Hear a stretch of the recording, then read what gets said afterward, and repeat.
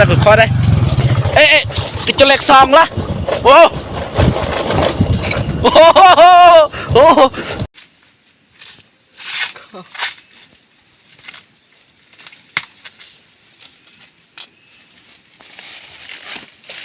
ผู้บ่าวไก่นาชาแนลต้มสลีกินมาเด้อกินสลีกินแล้วครึ่งนึงกินก่อนครึ่งนึง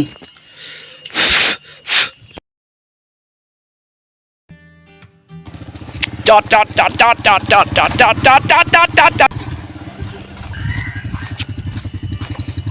สบายดีท่านผู้ชมยินดีต้อนรับสู่ช่องไก่นาชาแนล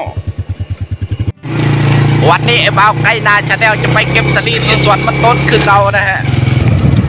มาพบกับไอ้บ่าวไก่นาชาแนลออกจากบ้านหาทางยางดีการสตาร์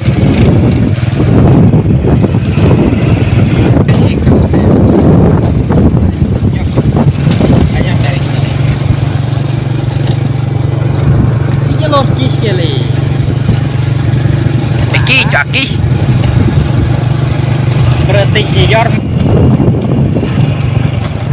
wet kosan ubah cái nà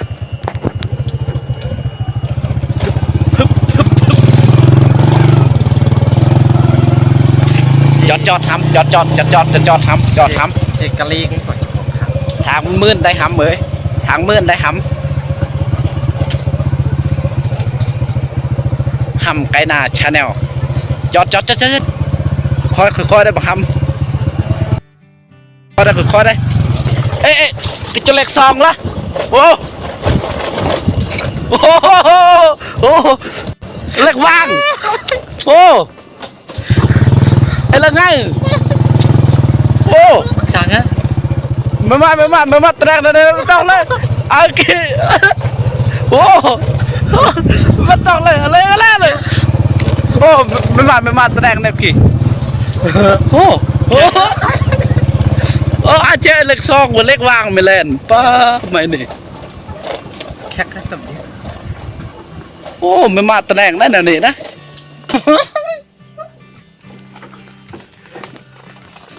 ลงทางมือว่ามันใส่เหล็กหนึ่งมันแยบเหล็กวางโอ้ผู้บ่าวใกล้นา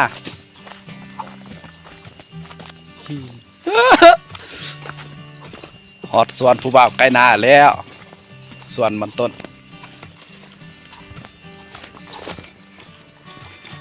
แต่ว่าผู้บ่าวใกล้นาเพิ่นสลัดหลายปลูกมันต้นปลูกสลีน้ำ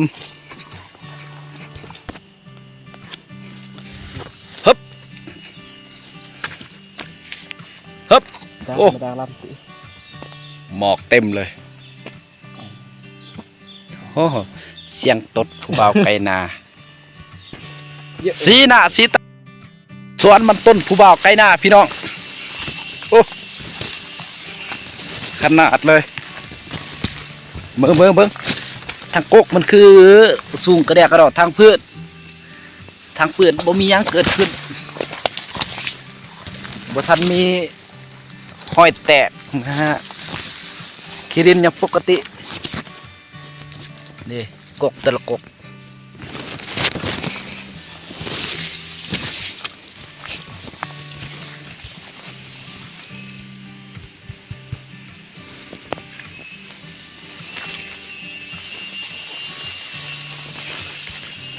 ผู้บ่าวไก่นาชาแนล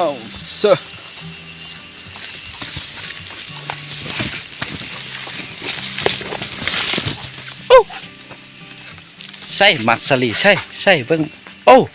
แก่แล้วใส่กระสอบพูดติดเติมไหมถือกอกผู้บ่าวไก่นาชาแนลไปเก็บหมากสลีที่สวนมันต้นสลีเริ่มแก่แล้วย่าง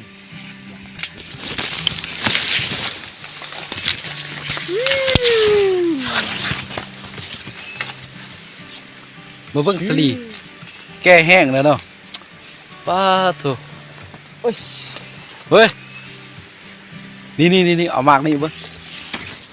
จิก โอ้บ่ให้เบิ่ง ไม่ได้ อืม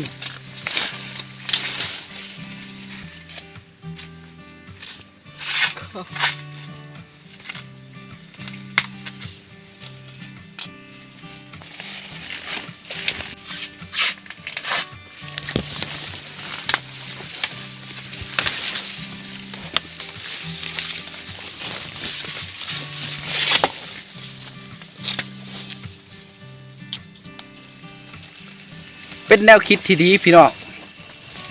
ปลูกสลีใส่สวนมันต้นก็ได้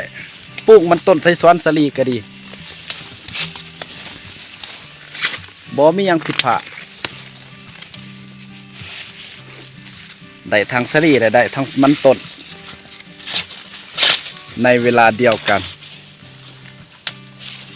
และสวนอันเดียวกัน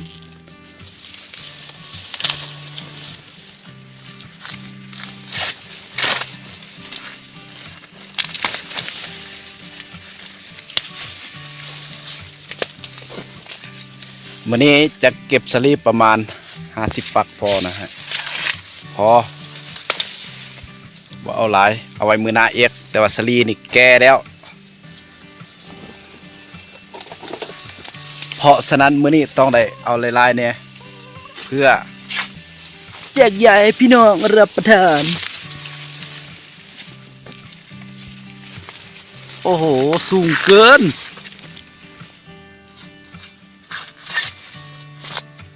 กินจีสลีอร่อยจุ่มเบยเขาเป็นผู้เก็บเฮาตัดกกมันตัดกกสลีไว้เป็นระเบียบเงียบห้อยนะจ๊ะ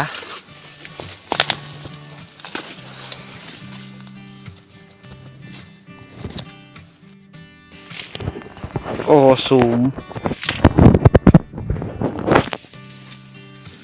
สลีลูกน้อยมันอยู่เทิงเป็นแม่มันอยู่ลุ่มลูกน้อยมันนะน้อยๆนี่ห่อจะเป็นสีเหลืองแหละแก่แล้วอันนี้เอาไว้แนวมันพอจิกาสเจาะแนวเลยเนี่ยเลยนั่นแหละแก่เกินแล้วเป็นห่อเป็นสีเหลืองคือผู้บ่าวใกล้หน้าชาแนลนี่เป็นคนบ่ค่อยเว้าค่อยว่าพี่น้องเป็นคนหน้าทางดังคมคนหน้าดำห้ำขาวเหย้าซ้ำใบตองกล้วย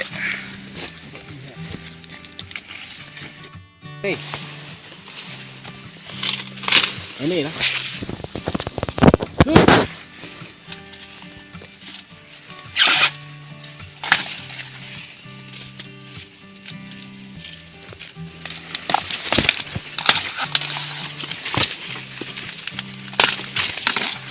มีชากมีชาก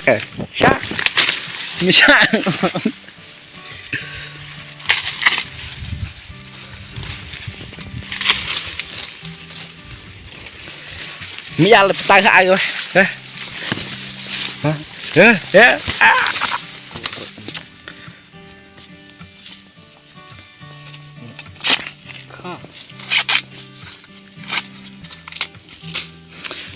chết tay con người mơ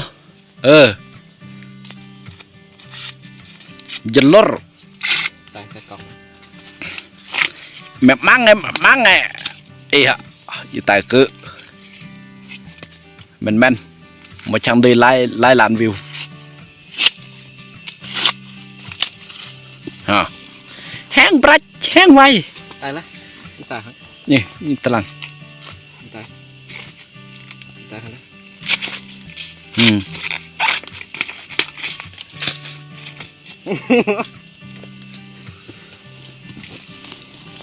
ตายซะ คือจะถ่ายเอาภาพงามๆตั้งหน้าโปรไฟล์ช่อง YouTube บ่ทันได้เลยหน้าโปรไฟล์วิดีโอ ได้ร้ายแล้วพอเลยที่หำเบิ่งก่อนได้น้อยร้ายสำหรับโอ้เลือกเพื่อแล้วเอาไว้มื้อหน้าอีกให้มันแก่กว่านี้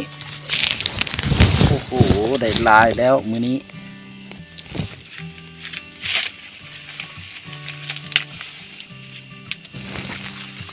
ไปพอแล้ว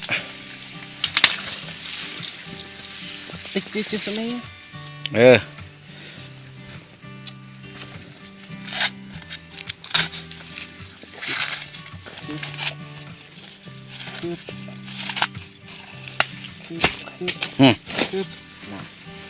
ไปนาเดินทางกระบะพร้อมรถมอเตอร์ไซค์ใจเย็นๆไอ้บ่าวใจเย็นๆเดี๋ยวเขาตกเส้นทางบ่แม่นมาลำมาลอยมากองมาแกงเส้นทางคู่บนแทร็กอย่างดี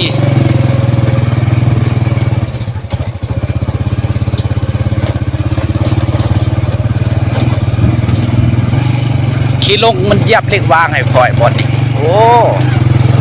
ทางปักมืนเฮ็ดแนวบอดีขึ้นได้อย่างสบาย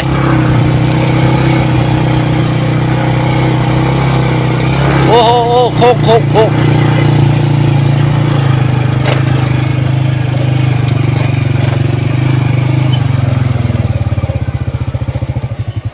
เนี่ยอดทางยางแล้วอีกประมาณ1 กิโลเมตรอดเทือนชิวๆมอเตอร์ไซค์รับจ้างโอ้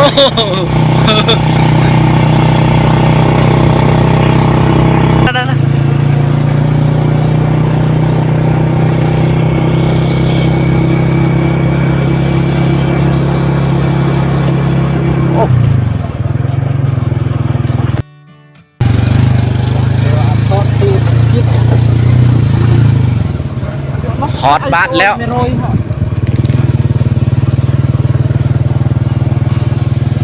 ระวังเด้อหล่ะขี้ต้มเด้อหล่ะบ่าวไกนาชาแนลขับรถไทย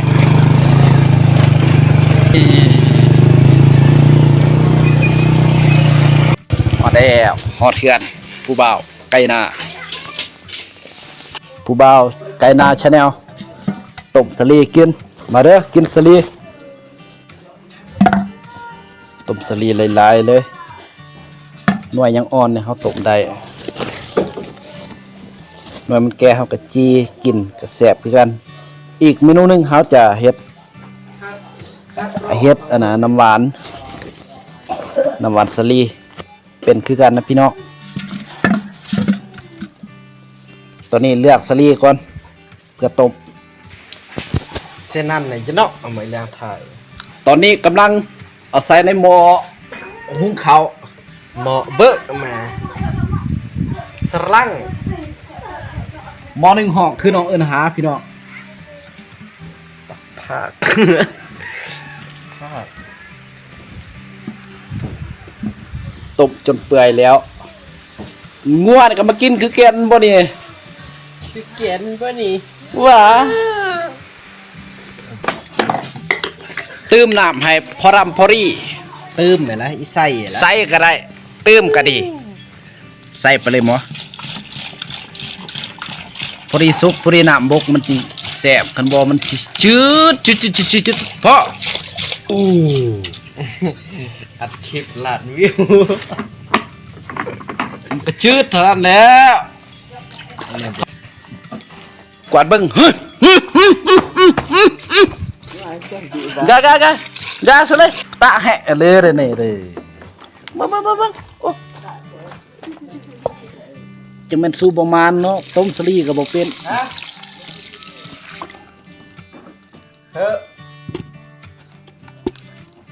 น้ำยังหลายอยู่ถ้าออกอีก Kim này nhạc lề. เอามันพอดีสุกพอดี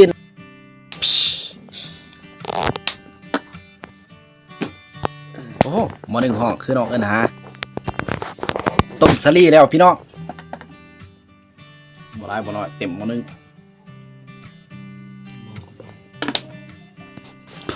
มีต้มสลีมีจีสลีมื้อนี้กินแบบจุใจไปเลย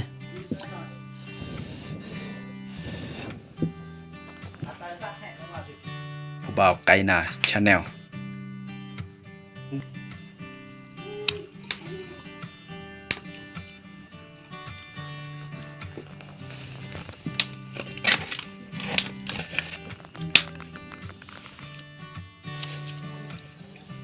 สุกเลยครึ่งหนึงยังอีกครึ่งหนึง ลมแล้วครึ่งนึงกินแล้วครึ่งนึง กินก่อนครึ่งหนึง